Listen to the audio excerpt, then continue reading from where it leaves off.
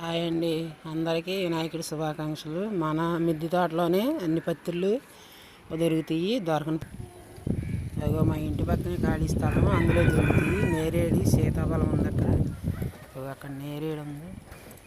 అలా సేకరించుకుంటాను. ఉత్తరేణి కూడా అందులోనే దొరుకుద్ది.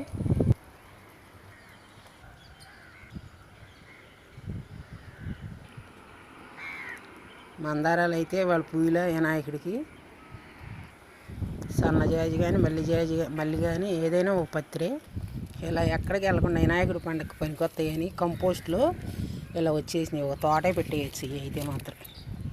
చూసారా, కింద కూడా మనకి ఈ విధంగా 2 పత్తిళ్ళు ఉన్నాయి. పొద్దున్నే చక్కగా లేచి ముగ్గులు వేసేసుకున్నాం. పండగ అంటే శుభ్రం చేసుకోవాలి కదా.